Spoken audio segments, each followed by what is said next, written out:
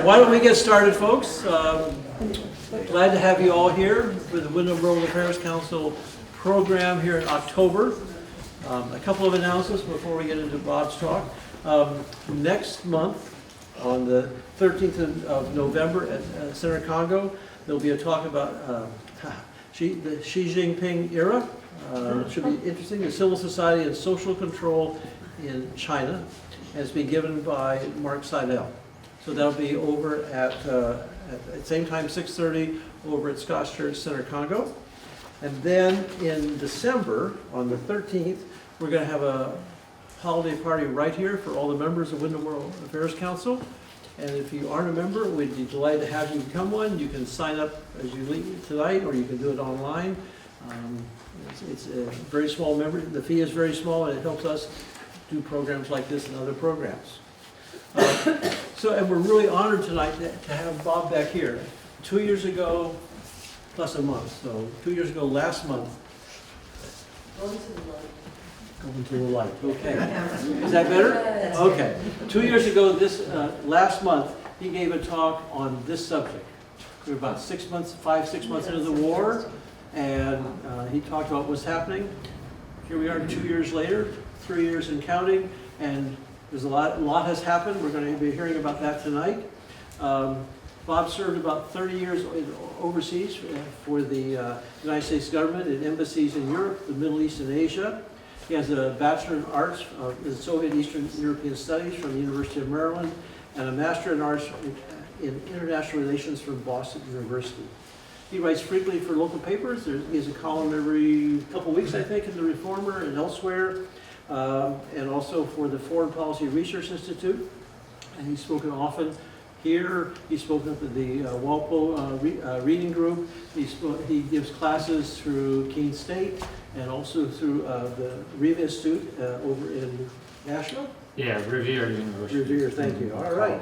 And without any more talk and ado, it's all Without yours. any further ado. There we go. Things we're not supposed to say, but we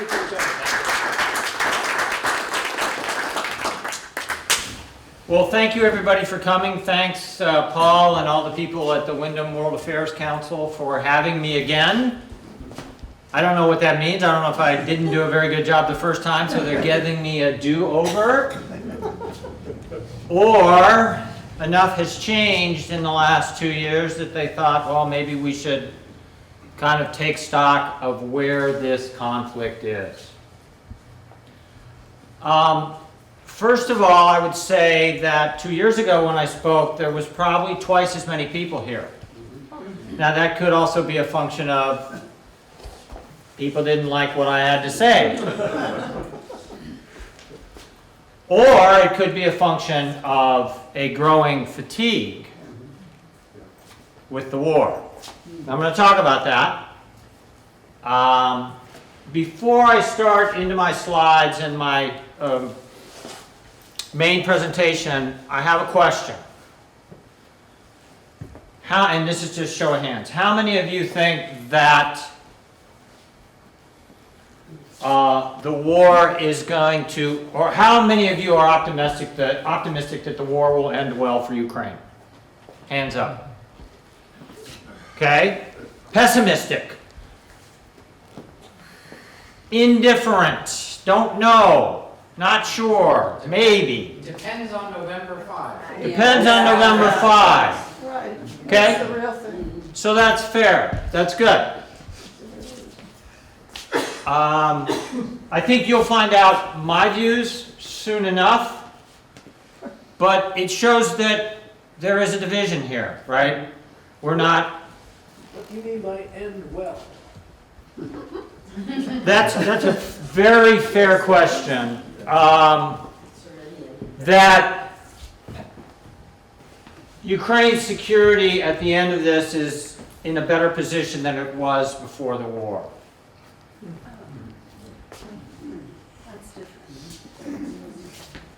But I just wanted to get a feel for optimism, pessimism in general. And we have a mixed bag, which is what I expected.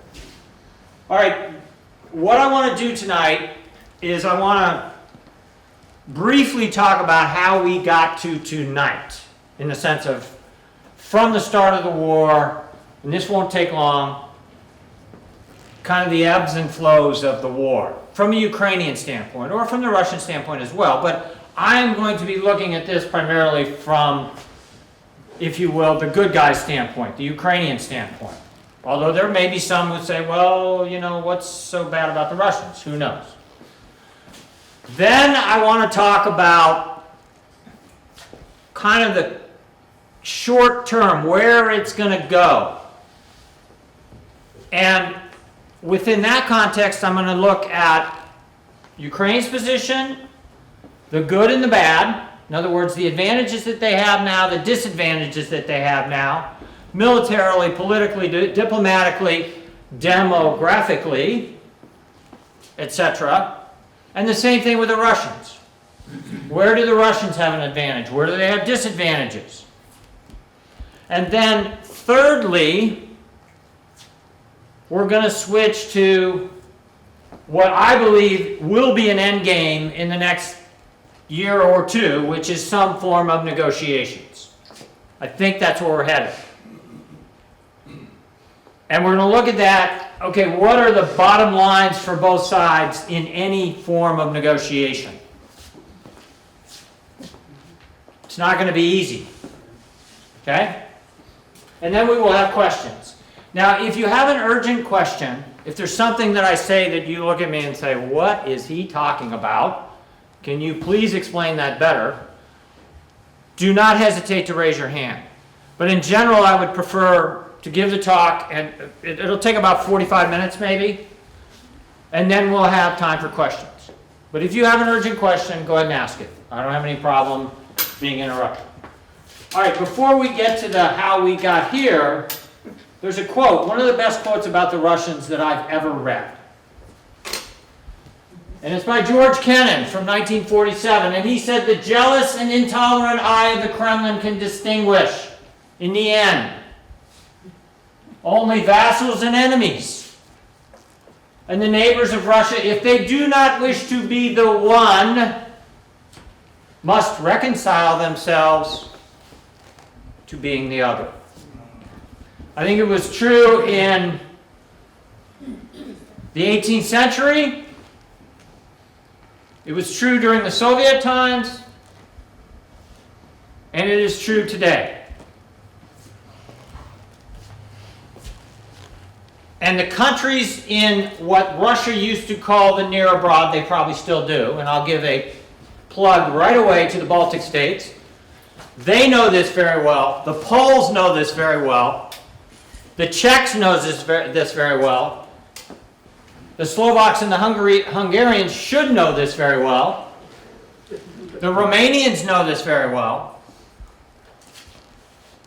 Maybe not so much in Western Europe. But I think this is a fundamental truth about Tsarist Russia, Soviet Russia, and Putin Russia. On that pleasant note, so how we got here, I do my slides for a reason, right? It's not supposed to be cute, although it is kind of cute. It's been a roller coaster since I spoke 2 years ago. 2 years ago, we were kind of on the upward slope, if you think about it from the Ukrainian standpoint. They were doing well, right? But at the start of the war, as you may recall, tanks were whatever, 20 kilometers from Kyiv. There were a lot of people who said, well, this is going to be over pretty fast. And they're going to, be speaking only Russian all the way to the Polish border. Didn't happen. Ukrainians fought back. Russians weren't really ready. So 2 years ago when I spoke, we were much more optimistic. And that optimism really held for about the next 8 months. But then the vaunted Ukrainian counteroffensive came to nothing, really. For a variety of reasons that I'm not going to really go into. That's history. But the counteroffensive that was supposed to push the Russians basically into the Black Sea, it gained very little ground and chewed up a lot of Ukrainian manpower, ammunition, and maybe confidence on the part of some of its supporters in the West. I don't know for sure, but I have to believe that there was a drop in confidence in Ukraine's ability to quote unquote win this war. As you said, sir, you know, what is, whatever your question was about what, but what does win mean, right? So you had the Ukrainians with their vaunted counteroffensive that took forever to start, and once it started, it didn't really do much because the Russians were ready for it. And by that time, the Russians had North Korean missiles, artillery shells, Iranian drones. So in some ways, the Russians had already internationalized the war from the standpoint of autocracy incorporated, what Anne Applebaum calls autocracy incorporated. This group of autocratic governments that are vehemently anti-West. They have been supporting the Russians. So we get into this year, and this year has just been a really terrible slog. There hasn't been a lot of change, but over the last several months, the Russians have been on the offensive. Yes, the Ukrainians went into the Kursk region, and everybody went, ooh, look at that. But it really didn't matter much. Napoleon invaded Russia too. In other words, the Ukrainians aren't going to go to Moscow, right? It was diversionary at best. And now the Russians are slowly pushing the Ukrainians back in the Donbass. Here's what The Economist said about the current situation. I'm a big fan of The Economist. This is about the dynamic on the ground, basically. They say that dynamic is grim. As Ukraine slogs to the end of its third year of war, its army has made virtually no progress since retaking the capital of Kherson region in 2022. Russia has been making slow, grinding gains at high costs. Talking 1,000 troops a day, 1,000 casualties a day I've seen. More than 500,000 Russians have been killed or wounded, America estimates. The prospects for peace seem remote. Mr. Zelensky, otherwise known as President Zelensky, I believe, insists that his goal remains reestablishing Ukraine's 1991 borders, including Crimea, which has been in Russian hands for more than a decade. Vladimir Putin's strategy is to wait out the West, and he has shown no interest in ending the war on anything other than his terms. Yet neither the Russians nor the Ukrainians have demonstrated the requisite military strength to achieve the outcome they seek. Not exactly optimistic stuff. So we are at a situation where it's still effectively on the battlefield a stalemate that is being held hostage to potential political developments outside the control of Ukraine. And not just in the United States. We all think about the United States because we live in the United States, and the United States is the biggest country of the world, and blah, blah, blah. But the Germans have an election next year as well. And the German right, the German far right, AfD, and the German far left, named after the woman Wegener or something, there's a party. They are both very anti-Ukraine war. And AfD, the Alternative für Deutschland, in my poor Deutsch German, they are gaining on the main political parties in Germany. The Czechs have an election next year. And if the current Czech government loses to the former government led by Andrej Babiš, the Czechs may become like Slovakia and Hungary and stop overt support for Kyiv. We'll see. Okay. So, I'm not going to go into too much the military situation. I mean, I think we know that the Russians are on this slow, grinding advance across the east. I mentioned the Ukrainian thrust into the Kursk region. They have apparently, over the last 6 weeks or so, lost 50% of the territory that they originally gained. And that is also apparently, we shall see, where the North Korean troops are going to go. And the logic behind that is that when Putin went to North Korea just a couple, 3 months ago, he signed an agreement with the North Koreans that is basically NATO Article 5-ish, that says we will come, the other will come to the other's aid if their territory is attacked. The Ukrainians went across the border, so Putin can play the North Korean card and say, I need help, I've been attacked. Seems silly to us, but that's apparently where the North Korean troops are going to support the Russians. We'll see. Now, if they were to go into Ukraine proper, to me, that's a different, whole different game. It's a very dangerous scenario. I mean, this is a dangerous scenario anyway, that the North Koreans are putting boots on the ground in this war. In a war that they really have nothing to do with. But the bottom line is that the military situation, Ukraine's not going to crumble. It's not going to all of a sudden, we're not going to have Russian troops in Kyiv. But I would argue that the Ukrainians are losing more resources, both in manpower and ammunition, than the Russians are. In other words, the Ukrainians are closer to a breaking point than the Russians are right now, militarily.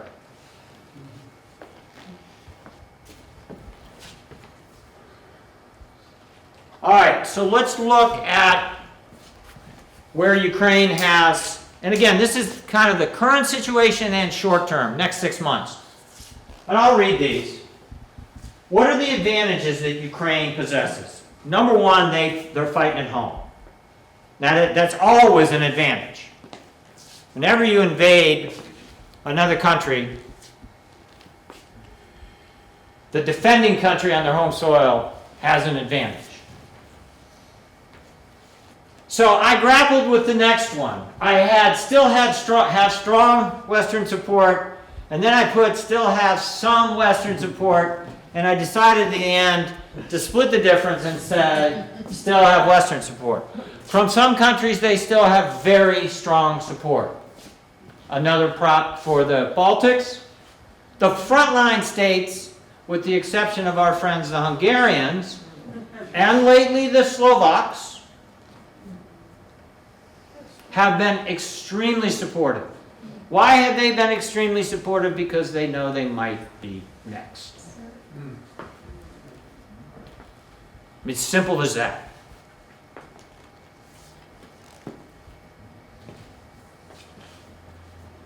But the Ukrainians still have Western support.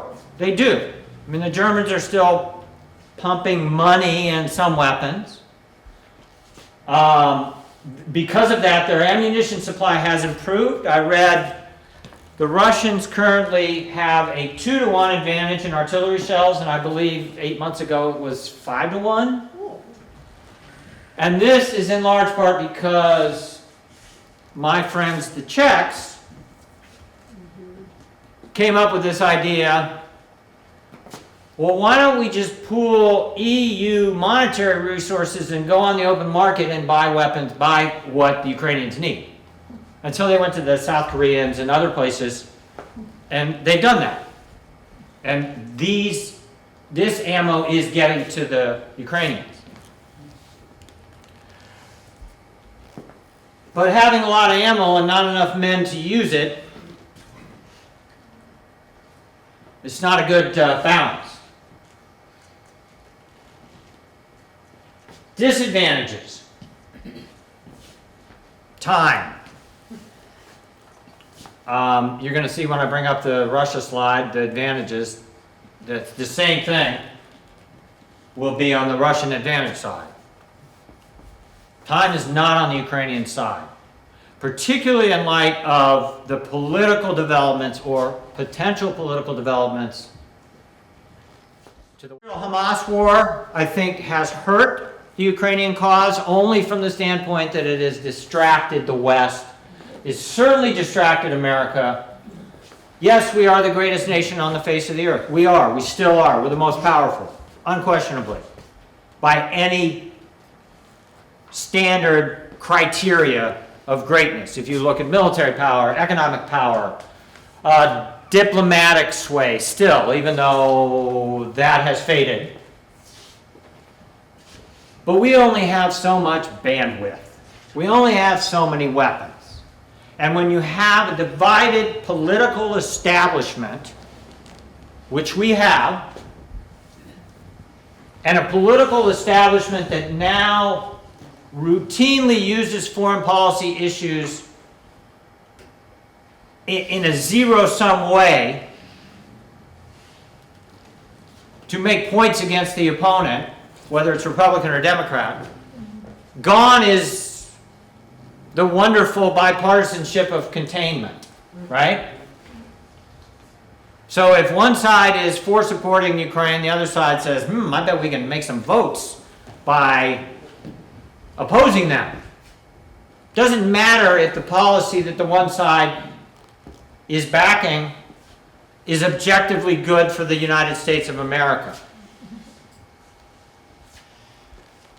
But I don't want to digress into the morass of American political partisanship. But the Israel-Hamas war, it's drained some of the attention on Ukraine. There's no doubt about that. Demographics, I used this word earlier. Any of the folks in here who have taken my classes know I'm always dancing around, I'm always talking about demographics because it's one of the core drivers of foreign policy, along with history, geography, culture, but demographics. Russia has 140 million people. Ukraine had 44 million before the war started. They supposedly have lost about 8 or 9 million people. Not lost. Yeah. Most of them have emigrated, which are mostly women and children. However, that plays into my next, is what's next? Let's say next year we do have negotiations, there's a peace treaty or an armistice that is relatively positive for Ukraine. How many of the 7 or 8 million refugees that went to Romania or England or Poland or Germany, how many are going to come back to a destroyed country? Don't know. I think it depends on that agreement, right? On an agreement that may or may not come to pass in the next year, 18 months, 2 years. But it's a daunting consideration, I would say. For a woman, let's say, left 2 years ago with a couple kids, settled in Prague. Her husband was killed in the war. Kids are learning Czech. She's got a job. No bombs falling where she's living. There's a peace treaty. Is she going to go back? Maybe, maybe not. Same thing with the brain drain side of it. So Ukraine has extreme challenges on the demographic front, not only from the war standpoint, but from what comes after the war. All right, our friends, the Russians. What about what's next? That's what I just said. What's next is we don't, if you're a Ukrainian refugee living in Prague or Berlin, Okay. Got it. and not just that, but if you're from Kharkiv, and there's negotiations and there's an armistice signed, but you see the armistice and you say, well, if Ukraine doesn't have the requisite security guarantees from the West, would you go back to Kharkiv?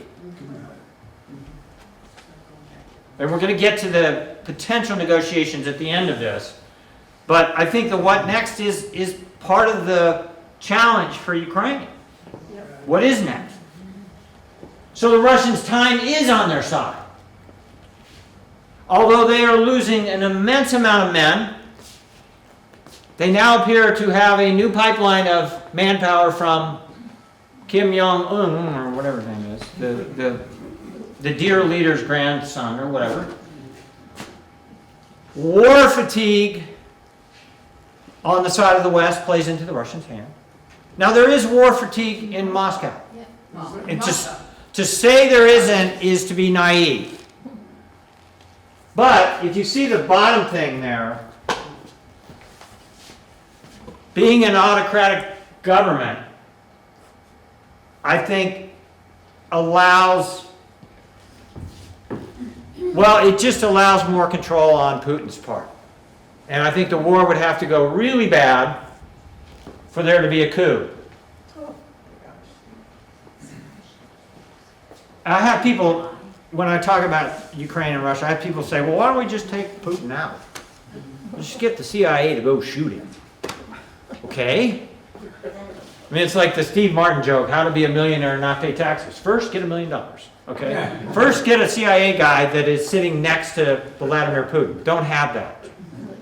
It's just not realistic. But what I say always is be careful what you ask for.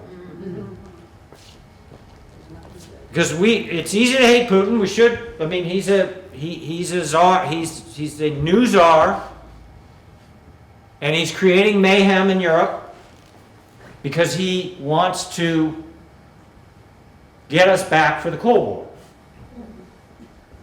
There are a lot of reasons, but I think that's one of the core reasons that he went into Ukraine. And I talked about the reasons 2 years ago. I'm not going to go into that too deeply, but that's one of his core reasons. He was an intel guy. He lost the Cold War. Didn't like it. So he spent the last 25 years, he became president in 1999, trying to make up for that. But as an autocrat, as a virtual czar, he can deal with political and social opposition a lot easier than Ukraine can, or than the West can, democratic states in the West. The Israel-Hamas conflict plays into his hands. And I just saw something where that the Russians had provided targeting to the Houthi rebels in Yemen for the ships going through the Al-Mandab Strait there between the Gulf of Aden and the Red Sea. The Russians are actively helping the Houthi rebels because the Russians want to make the Middle East a bigger mess, because then the world will be focused on the Middle East. I mentioned the demographics. Russia's demographics are better than Ukraine's. However, Russia's demographics are not good, particularly for the mid to long term. Russia, in many ways, is a dying state. They have supposedly lost 600,000 men. 120,000 dead and the rest casualties. Not counting all the men who left, who voted with their feet and went to Georgia or Turkey or Thailand or wherever they went instead of fighting in Ukraine. I believe demographically now there are more young women in Russia than young men. And that's ultimately not a balance you want to have demographically. But in the short to midterm, in the short term, Russia has the demographic edge. All right, I had as an advantage for Ukraine support from the West. And I would give an advantage to Russia that although the West is still by and large supporting the Ukrainians, much of the rest of the world is ambivalent at best. We just had the BRICS meeting. Everybody know what BRICS is? No. Brazil, Russia, India, China, and South Africa. They are an alternate grouping of nations that was set up about 15 or 20 years ago. Those 5 nations set it up. And the whole idea was, you know, we don't really want to always listen to what the United States says. But it has been mostly a talk shop. Because historically the Russians and the Chinese really didn't see eye to eye. The Indians have always played both sides, all sides, and they still are. The Indians in many ways are good allies of ours. And then, in some ways, they're helping the Russians because they're buying their oil. But they're buying the oil cheap. Russians have to sell it cheap. And the other thing about the Indians and the Russians is that the Indians have been buying Russian weapons forever. And it's, you can't just all of a sudden switch from Russian weaponry to US weaponry or French weaponry. It doesn't work that way. And the Indians have their own national interests to consider, and their national interests are they're scared of the Pakis and they're scared of the Chinese. So they need the weapons. So they can't totally cut off, from Delhi's standpoint, they can't totally cut off their ties with the Russians. Now it's interesting that this BRICS meeting that they just had, and they had it in Kazan, they had it in Russia, Putin was there, red carpet, welcoming President Xi, Prime Minister Modi. The Turks, President Erdogan was there. Because the Turks have applied for membership. First NATO country to apply for membership. The Iranians are new members. The Ethiopians are new members. The Egyptians are new members. And the Emiratis, UAE. So it shows that Russia's not totally isolated. Now, this BRICS group, I'm not worried that all of a sudden they're going to take over the world, because I just said the Egyptians and the Ethiopians are members, and the Egyptians and the Ethiopians are beating the war drum against each other because of multiple issues. One being the water, the dam, the Grand Ethiopian Renaissance Dam that the folks from Call know I always call the dam. So Ethiopia and Egypt are far from allies. They're not. They may go to war over the Blue Nile. And the Egyptians don't like the Iranians. The Sunni Shia split there. So, but he got all these leaders to come to Kazan, to Russia. So it shows that the world is divided on this. It really is. I mentioned autocratic government. All right, so the disadvantages, and Russia does have disadvantages. There are growing casualties. And eventually, there will be social pressure on Putin. Again, as an autocrat, I think he can handle it better than a U.S. president can handle the social pressure from a Vietnam War or from an Afghanistan war. But there will be pressure. The Russians are just chewing up their manpower. They are supposedly recruiting 30,000 troops a year. A month. 30,000 troops a month. And they're going through 1,000 a day, which is about a 1-to-1. But they're using people in jail, they're paying people, etc. So it's almost a mercenary army. Stress on the economy. Now there's a lot of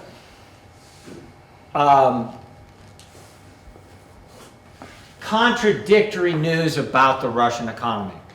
Sunday night I watched 60 Minutes and there was a report on the Russian economy and it showed the Russians shopping in the malls and blah, blah, blah. Which is true. But inflation, the official inflation rate for this year is 8%, and most people say it's probably double that. The Russian bank just raised the standard interest rate to 21%. The prediction is that the Russians will spend 1/3 of their GDP on the war next year. So they have a lot of money, yes, but it's ultimately not sustainable. So time is on their side to an extent, I would say. And eventually, if the war were to go for another 2, 3, 5 years, there would be serious stresses on the Russian economy. The last thing, as a disadvantage, I said reliance on autocratic governments.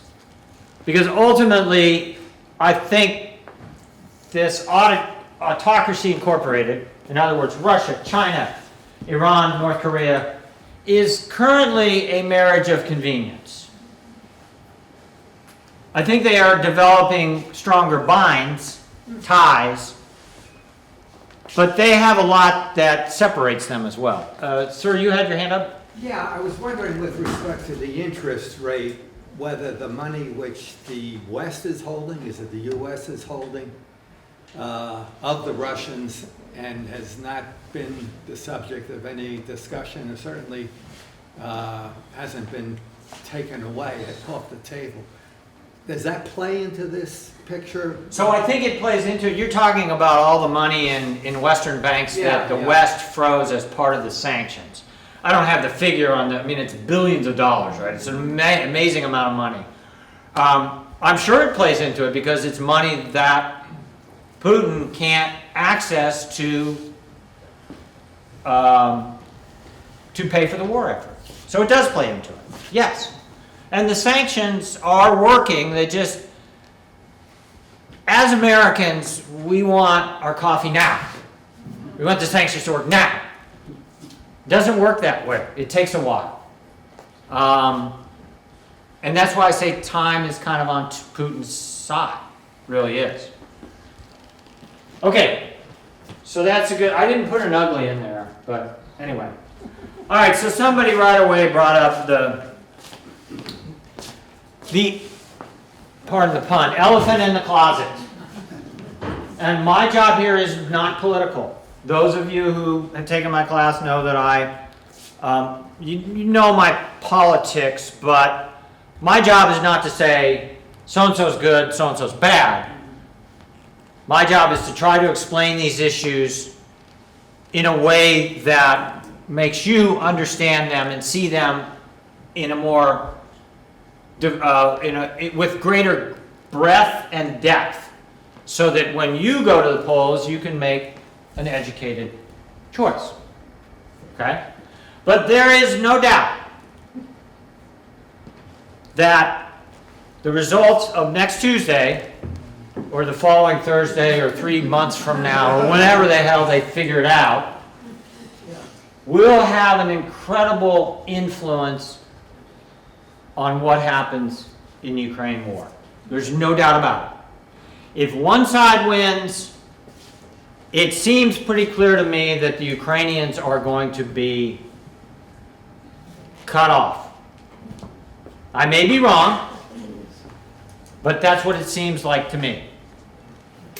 Now, can the Europeans step up and support the Ukrainians to the level they need to avoid a disaster on the battlefield? Yes, but the fact of the matter is the Europeans follow the U.S. lead more often than not.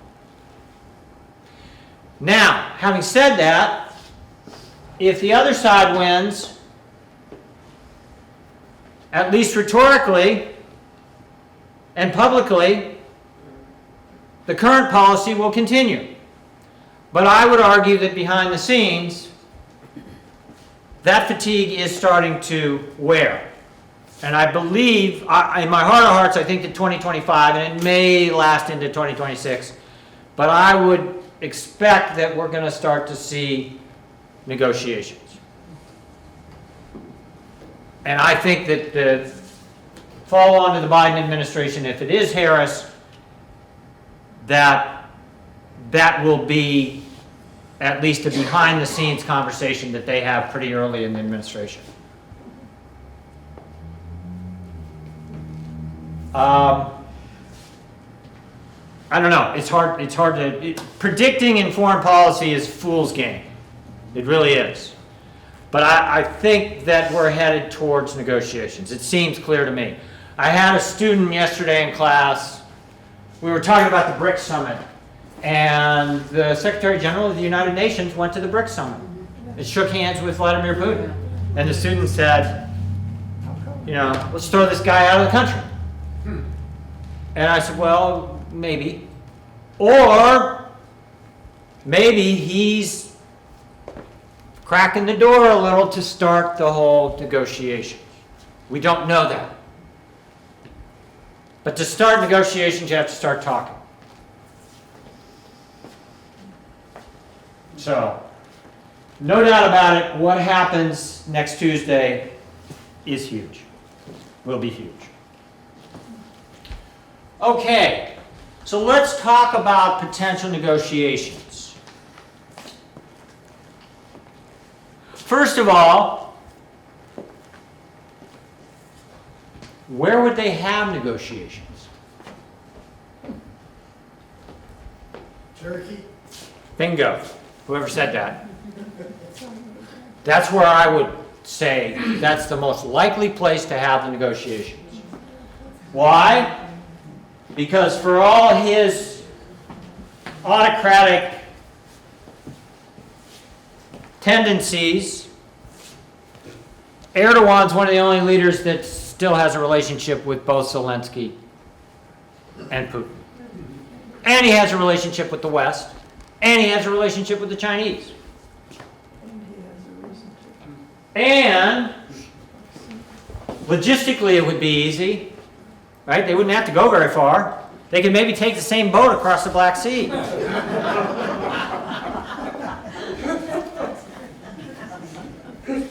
It may be, maybe they'll have it in Geneva or Vienna, one of the standard UN, but it won't be in the United States. It won't be in a fervently anti-Russian NATO member. We wouldn't have it in Hungary because we don't like Orban and his Fidesz yes men and yes women. I think Turkey is a logical place to have it. Even though they're in NATO? Yes, even though they're in NATO, because he wants to be in the BRICS. Erdogan's got a different view of Erdogan represents a regional power that realizes that we're entering an era of multipolarity, and the regional powers, it's in their interest to play multiple sides. In other words, to have relationships with the China. In other words, it's not a zero-sum game for them. It's like India. It's like India. So they're going to deal with the Russians, they're going to deal with the Americans, they're going to deal with the Chinese. Yeah. So, and the thing about the Turks, and this has nothing to do with the war, but I served in Turkey, so I like to talk about the Turks, is that they've been knocking on the EU door for 20 years and they've been getting no answer. So why shouldn't they go talk to the BRICS people? And they're not getting any answer from the EU folks because it's a Christian club, by and large. Now, Turkey has other problems, other issues, there's no doubt about that. But I think that's a core issue that nobody ever talks about. All right, so when we look at kind of bottom lines, if you're sitting down and you're advising Zelensky or you're advising Putin, so Zelensky came up with this peace plan, right, that said they were going to get back all of the borders of Ukraine from 1991. Now, most people realize that that's probably not going to happen unless NATO gets into it. Militarily, they're not in a position, nor are they likely to be in a position to do that by themselves. So, NATO would have to get into it. If NATO got into it, I think militarily, NATO would win. But as I think I said 2 years ago, the problem with NATO getting into it, with boots on the ground, and bombing Russian military positions, is that very quickly Putin would be backed into a corner where he has two options: lose, and when Russian leaders lose wars, they don't usually stay around very long. The history is not good there. Or go nuclear. Yes. So Western leaders have to consider that potentiality. Believe me, there have been days when I said, well, we should just go in and fight the Russians now. The other side of this is that you hear a lot of people, or I have people say to me, well, it's not our war. And I say, well, no, it's not. But eventually it will be. And when it is our war, or when it will be our war, it's going to be a lot bloodier. The parallels between the Germans in 1930 and the Russians right now are stark. And if you don't see them, you choose to ignore history, I would argue. They are stark. That's what makes Ukraine so important, is that if we don't stop the Russians there, 5 years from now they'll be going into Lithuania or Poland or Romania. Fill in the blank.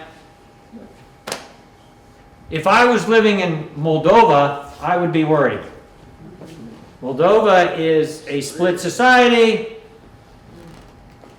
They're a former Soviet republic. They are not EU. They are not NATO. They have a Russian minority. They have 1,500 Russian troops in Transnistria. And they would give the Russians a wonderful backdoor into Odessa, if you know the map.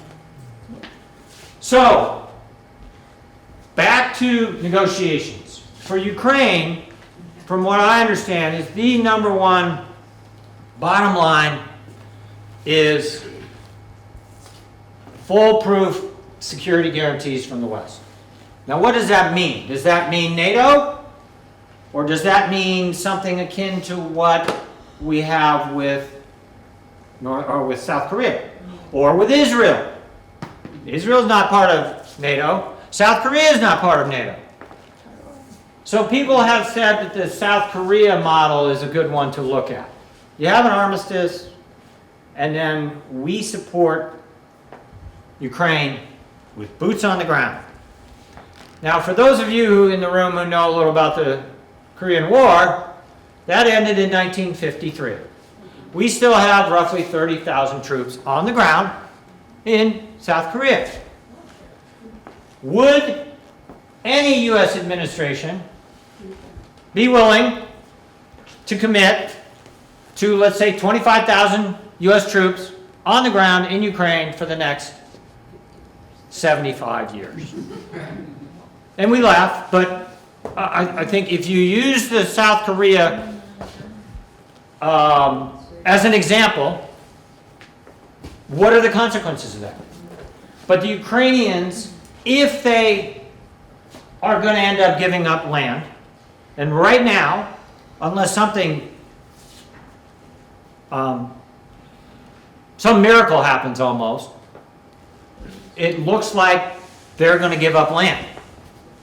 Or they're going to fight to their last man. But to give up land, their bottom line has to be airtight security guarantees from the United States and the West. They want to be in NATO. Obviously, that's what they want. Now, if you look at Russia, their number one argument in a negotiation would be a neutral Ukraine, regardless of how much land passes between the two. So that's the first argument right there. Huge sticking point. Right? Secondary considerations, well, how much of Ukraine's land will Russia occupy? We don't know. Who's going to help with the post-war rebuild?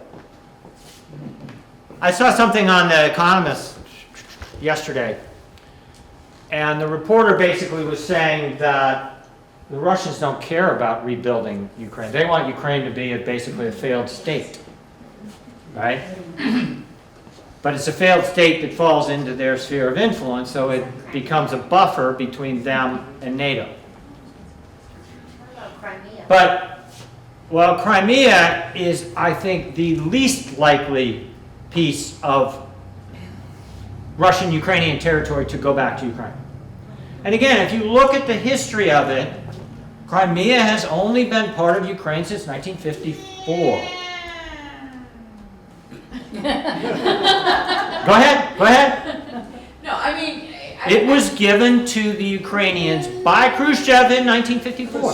Before that. Stalin said the Tatars were no- Yeah, I mean, we could argue about I this. think that's a simplistic look at. We could argue about this all night, but it was part of the Russian Empire during the Crimean War. Part of the Khanates before that. Yeah, It was part yeah. of the Greeks before that. Yeah. You know, I mean, I think that's the.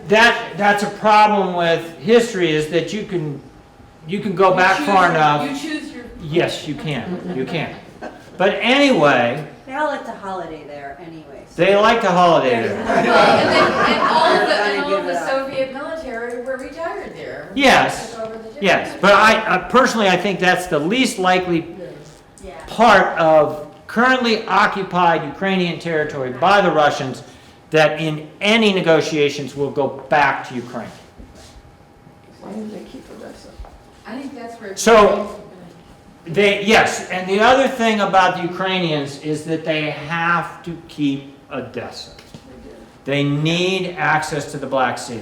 And I think 2 years ago I said, if I was the Russians, I would be doing everything in my power to take Odessa, take the entire southern coast, and landlock the rest of Ukraine. They have not succeeded in doing that. So Ukraine still has a viable outlet to the world. It's economically critical for them. We know for the shipment of grains that they have figured out how to get them out of the Black Sea now. But anyway, on the post-war rebuild, that plays into the next one, the demographics that I talked about. So if there is a viable post-war rebuild, if the European Union, if the United Nations, if some combination of countries, organizations says, yes, we're going to rebuild all these places, and the Ukrainians get an airtight security guarantee from the West, whether that be NATO or US and Western troops, whatever, then you have a better chance of return of refugees to Ukraine after the war. But those are three big ifs, I would say. And secure borders goes into that as well. So for Russia, the biggest thing is they're going to try to water down any Western security guarantee for whatever remains of Ukraine, a post-war Ukraine. That will be the hardest part of the negotiations. I mean, the Russians have said, from a Russian standpoint, they view NATO as the next Napoleon or the next Hitler. And we can all say, well, they're crazy, but that's how Putin views it. That's part of his problem. The Russians obviously want to secure their military gains. So they are going to, and I hate to use this because it's used politically, I'll fight like hell to maintain as much of that occupied territory as they can. Because it would be hard for Putin to go back to his country and say, well, you know, we lost 600,000 guys, but, you know, it's okay now. We'll give them back all of the Kherson region, all of the, yeah. But we got Crimea. But he had Crimea before it. He had Crimea in 2014 with the little green man. The other big thing for the Russians is Western sanctions. So if the Russians agreed, say they do agree to some,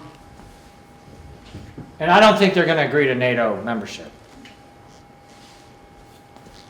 But that may be just forced on them. We'll have to see what happens. We'll have to see what happens. All the money over their heads Um, from the sanctions. But the sanctions, that's going to be a quid pro quo for the Russians.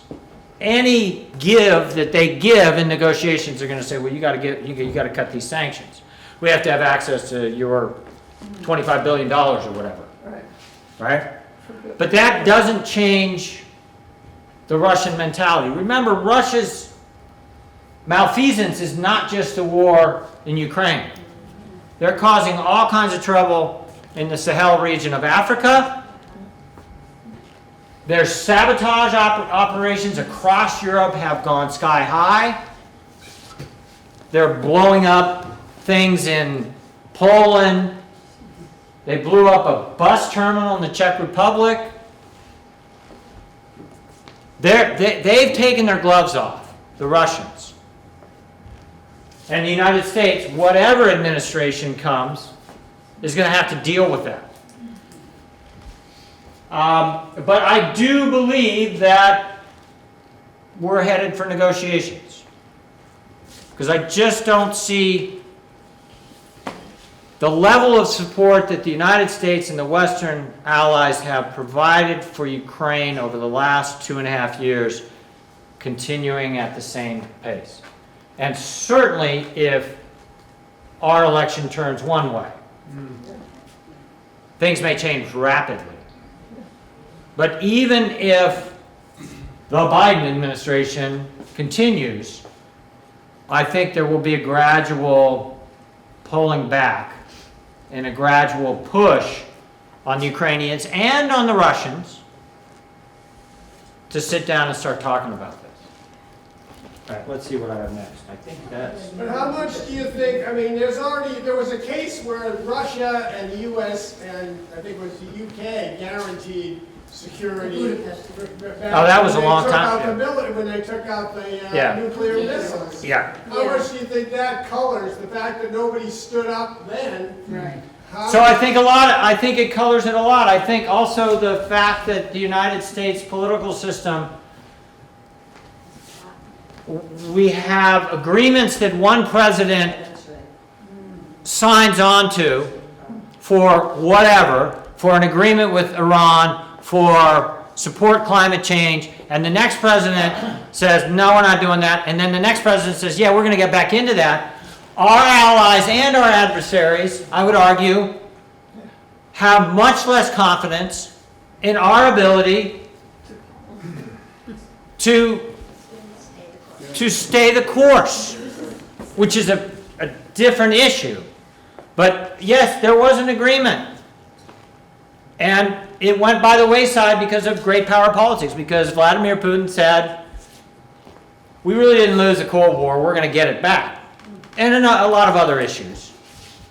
I strongly believe that one of the main reasons that Putin went in there was that he was scared of Ukraine being a healthy Western-style democracy, because his people would say, wait a minute, those are our brothers. Who are economically better off than. Exactly, and they're doing pretty well. I believe that that factored into it. But again, you don't say, well, that was 20% of the reason and this was 30% of the reason. It was part of the equation, I believe. Okay, hold on. So I think we've talked kind of about the consequences, but I want to stress the potential negative consequences for an agreement that does not provide Ukraine with what's the word I've been using, airtight, or, yeah, with guaranteed, with security guarantees, with the West behind it. And that's why the frontline states of NATO are so scared. Because they know that Putin, and it doesn't have to be Putin. Putin's going to die eventually, right?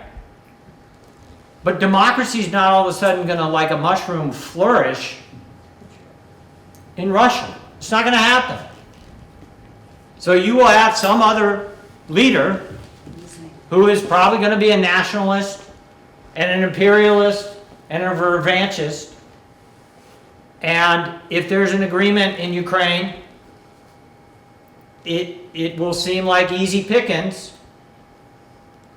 to satisfy his desires or put a line in his leadership CV. So the consequences of Ukraine not getting airtight security guarantees are scary for the Baltics, for the Poles, the Czechs, the Romanians, for the Taiwanese. We don't talk about that much, but Xi Jinping is not an idiot. He's watching this. And he's going to watch to see what happens with Ukraine. And if we pull the rug out from under the Ukrainians in 6 weeks or 3 months, I would be concerned to be on Taiwan. All right? So I think the best we can hope for is some form of a draw where the United States and the Western allies provide that security guarantee to the Ukrainians. They do rebuild. They get enough refugees to come back, so they're demographically sustainable as a country. But right now, back to the first question I asked all of you, I'm kind of on the pessimistic side. So we'll see what happens. Okay.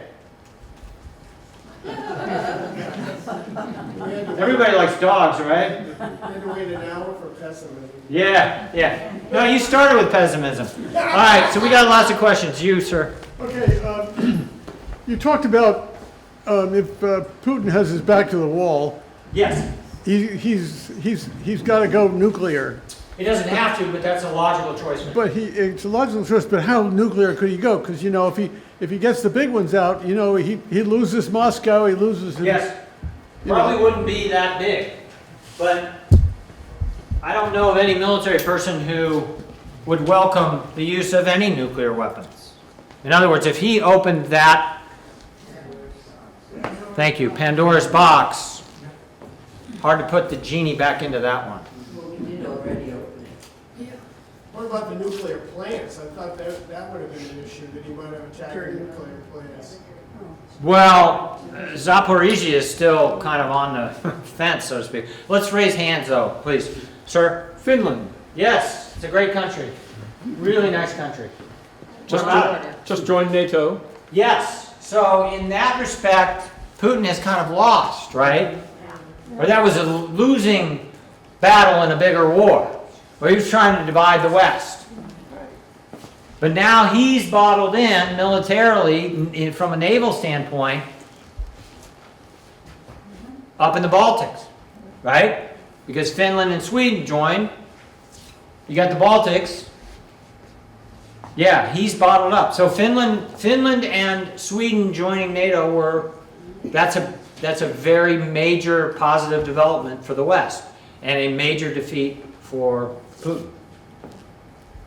Can you talk a little bit about the internals of Russia? Like, so historically, I thought the Russian mothers are the ones who like do the protests and make it happen. And I've been reading that there's, you know, he's been cracking down and that surveillance is up and talking about your neighbors and throwing them in jail is up. Right. What's going to make that crack enough? And are people saying that it's that level? Like when Afghanistan happened. So how do we get the internal yeah, work so again? according to a long webinar that I watched on The Economist yesterday, where they had reporters in Moscow and they had reporters in Ukraine, blah, blah, blah.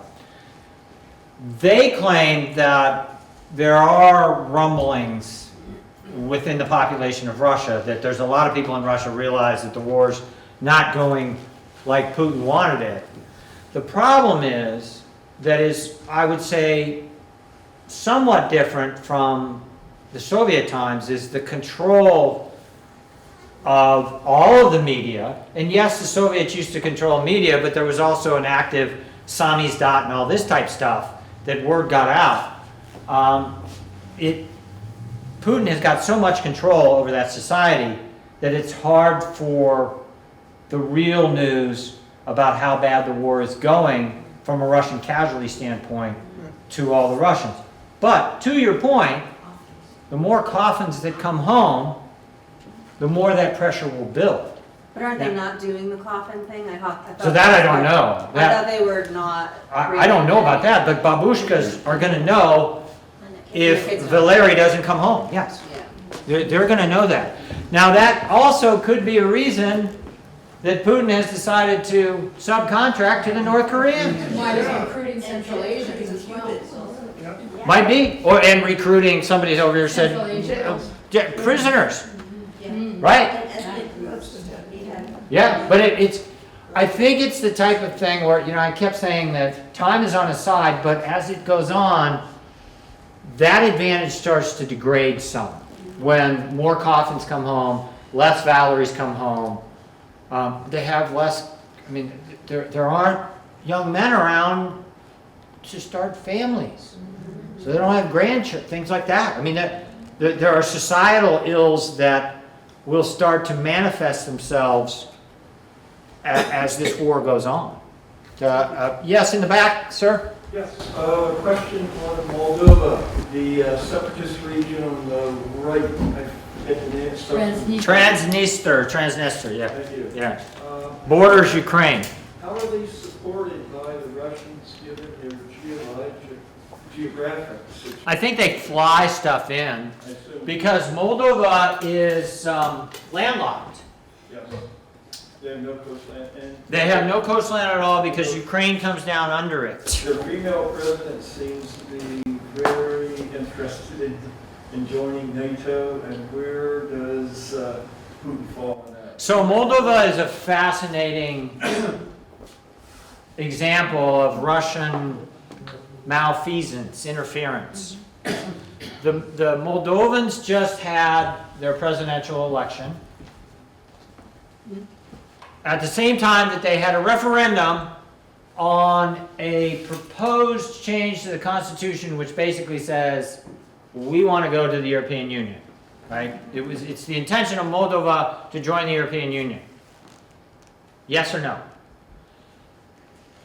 The president, Maya, would you know, anybody know her name? It's just very intelligent. Maya Sandu, but more importantly, against the referendum. So it's a divided society. The Russians know that. As I said earlier, if I had to predict a country that Russia would go into next, it would not be the Baltics or Poland, it would be Moldova. Yes, sir. So I'm curious about a factor that you haven't really mentioned much about. Okay. and that is internal Ukrainian politics. Everything is very locked down at the moment, and you just hear and see Zelensky and his government. But there's a whole spectrum of different political standpoints vis-a-vis Russia and the West under the surface in Ukrainian politics, ranging from fascists all the way to very, very pro-Russian voices. So will that just stay quiet, or will it manifest itself more? I think it will manifest itself. Thank you for bringing that up. One of the reasons I didn't talk about Ukrainian politics is I don't understand it that well. It's complicated. But I would go back to my earlier slide where I said an advantage of Russia was that it's autocratic. In a way, a disadvantage of Ukraine is that it's democratic. In that Zelensky has to deal with that. And it's been behind the scenes, like you accurately explained. But as the war goes on and Ukraine's situation potentially gets more dire, you're exactly right. That's going to come to the fore. We've seen some of that with Zelensky firing the army chief, I don't remember his name, and farming him off to London because he was getting too powerful or he didn't agree with Zelensky. So it is a danger. But it's normal as a country who is ostensibly losing a war, or certainly not winning a war, as the situation gets more dire, there's going to be political fights. Yeah. Yes, sir. Okay, so what's the security guarantee for Ukraine? Should we give them nuclear weapons?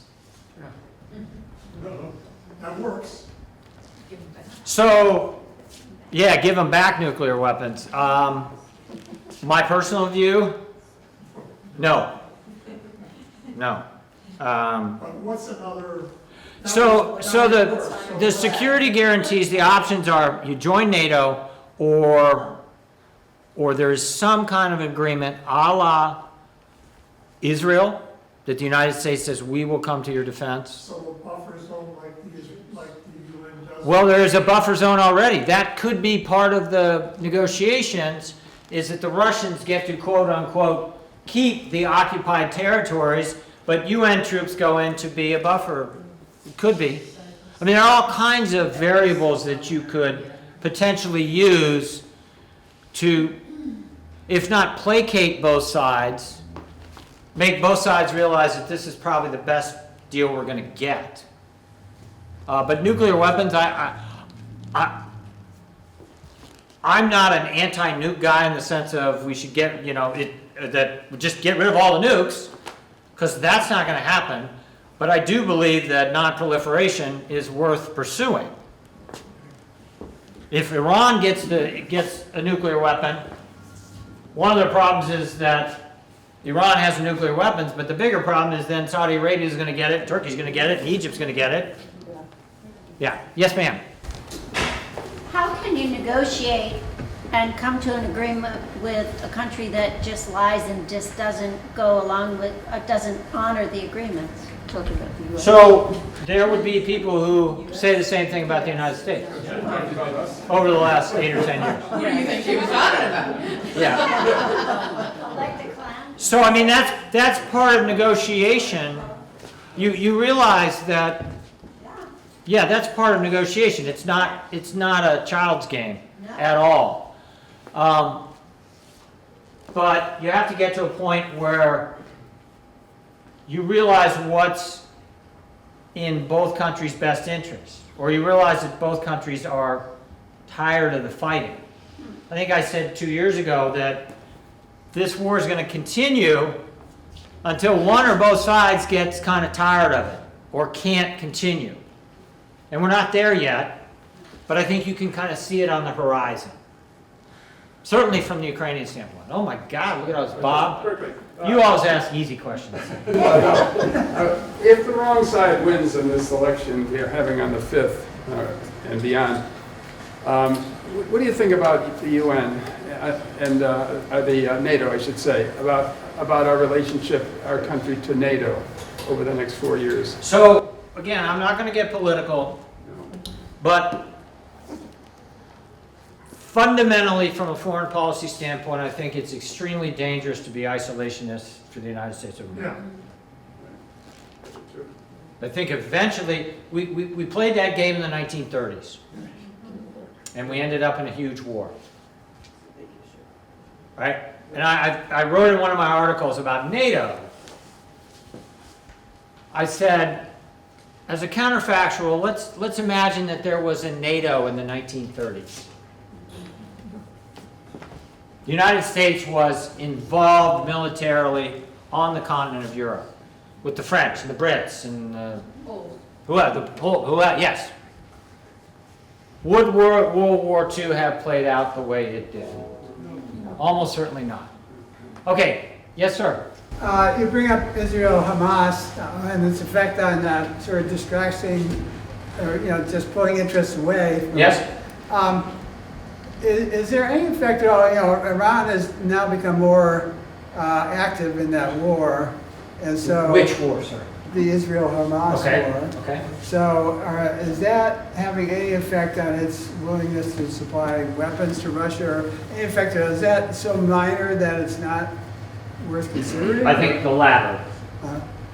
Because, and I certainly don't want to go down the rabbit hole of the Israeli-Palestinian conflict, because that's an easy way to have people throwing sharp objects at it. Literally and figuratively, believe me. But I don't think that the Iranians really want to get involved directly in the Israeli conflict. Yes, they've launched twice, but I don't know if they're going to do anything else, because the way the Israelis have hit them back, they have taken out their air defense. They basically said, we can hit your main targets if we want to. They've gone in and they've taken out S-300, the Russian anti-aircraft. So I don't think that that the Israeli-Palestinian conflict will have any effect on Iran's ability or willingness to provide Russia continually with the drones. I mean, it's good business for the Iranians. The question is, what are the Iranians getting from the Russians besides money? They're probably getting something else. Someplace over here. Yes, sir. So when you were here 2 years ago, there was a lot of discussion. I was younger. Yeah. We all were. But there was a bit of discussion, actually quite a bit, about Putin's health. That he was doing it because there was. There's no more discussion. What is his health like? Does anyone know? He's 2 years older too. He's like Francisco Franco, right? He's dead but stable, right? I don't know, Paul. He seemed to be pretty healthy at the BRICS summit, but the fact is he will eventually die, right? I mean, that's a scary scenario if there was a coup in Russia and he was incapacitated and there was a civil war in Russia. I wrote that in one of my articles. To me, that's a extremely scary scenario. But as of right now, you're right. You don't see any articles about Putin's health that whatever. So.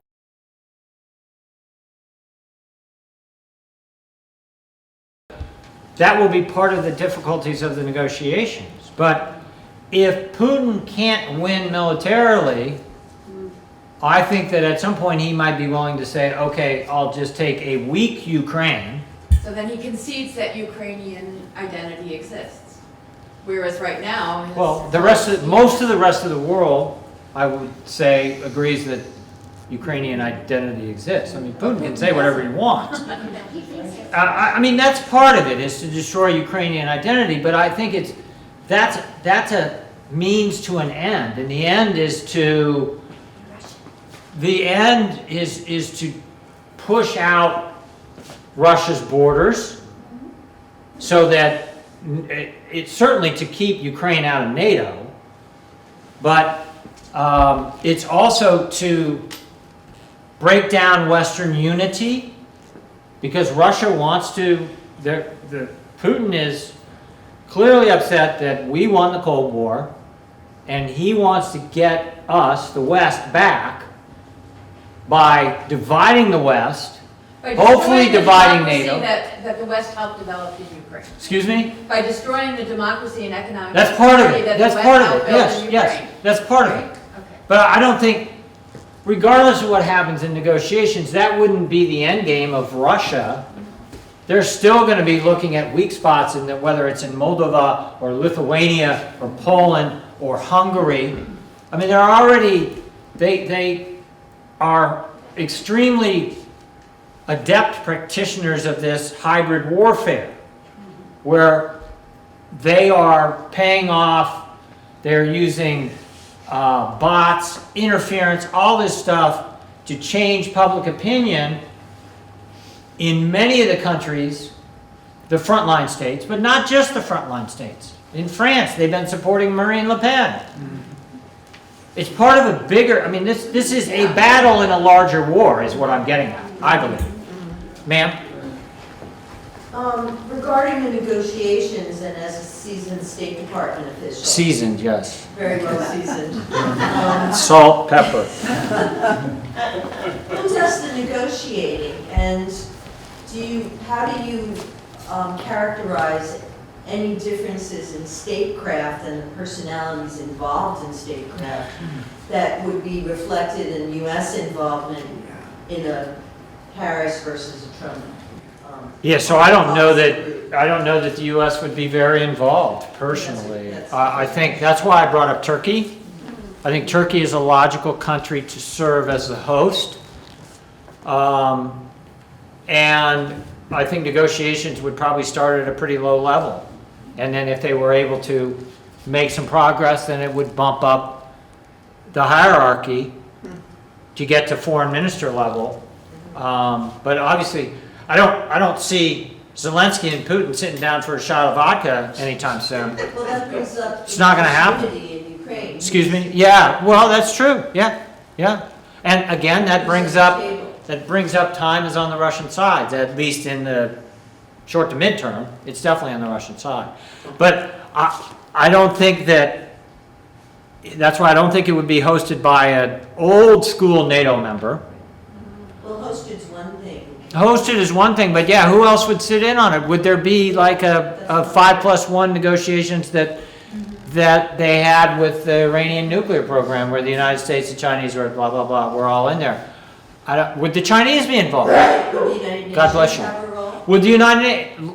Yes, maybe the Organization for Security and Cooperation in Europe. There are other organizations that might step up, but the first thing you have to figure out is, or you need to find an organization that has some trust, or that the Russians and the Ukrainians both have some trust in. Yeah. Who would that be? Maybe the Turks. Yeah. Yeah. I don't know. Other questions? Yes, Well, sir. it's ironic to me, having lived in Ukraine, and the eastern part of Ukraine was much more pro-Russian historically than the western part. Yes. And that Putin, ironically, has really pushed people to more Ukrainian identity than I think they had before 2014. At least that's my impression, and other people have been there. You know, the fact that he couldn't take Kharkiv at the beginning, when Kharkiv was the most pro-Russian city in Ukraine. So I think it's kind of ironic in a way that Putin has diminished his reputation, or the Russian reputation in Ukraine. You know, just a comment. I agree. And the areas that he's I destroyed agree. are the ones that we had the highest ethnic Russian. Well, yeah, the Donbass is the highest ethnic Russian. Yes, sir. As I understand it, the Donbass is a highly industrialized area. Well, it's the coal center. Yeah. I was wondering if. Rust Belt. Yeah, it's their Rust How Belt. big of a part of Ukraine's identity that our economy that was, and whether they could rebuild any of that anywhere else. So I don't think I don't view the economic side as important as the cultural side that you were talking about, and the ethnic identity and the independence and everything. One important area, though, that I didn't mention that the Russians are closing in on is the huge coal mine to the west of Pokrovsk. And they're knocking on the door in Pokrovsk. It's the last big coal mine that the Ukrainians control, is my understanding.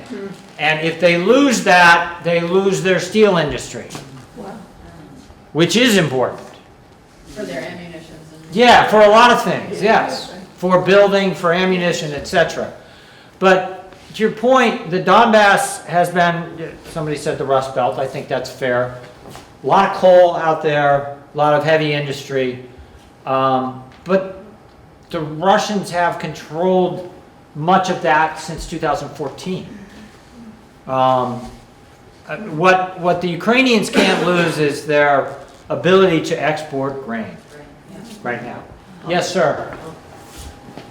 Russian Communist Party threw up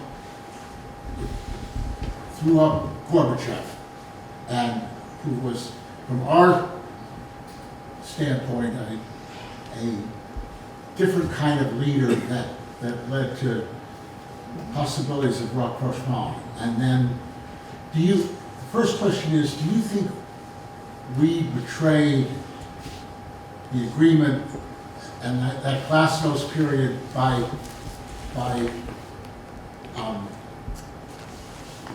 saying we're not going to move 1 inch east, James Baker's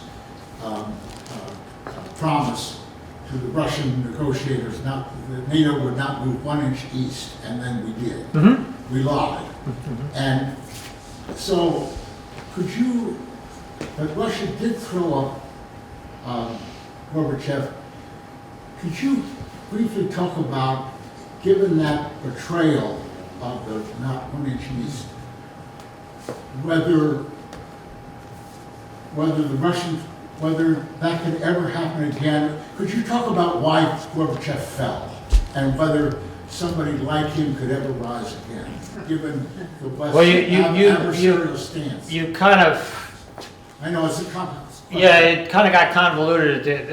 I think what I'd like to address, which is a very valid question, is the whole issue of NATO expansion, right? The one inch east. And yeah, James Baker supposedly said that to Edward Shevardnadze. But ultimately, I would argue that the expansion of NATO should not have been the United States' decision. It should have been the decision of the people in Vilnius and Warsaw and Prague. And if you ask them, I would say that to a person they would say, we are in NATO today because of what the Russians are doing right now in Ukraine. Mm-hmm. Yes. Mm-hmm. Because they lived under the Russian occupation for 40, 80, hundreds of years. And who are we to deny them the freedoms that we have?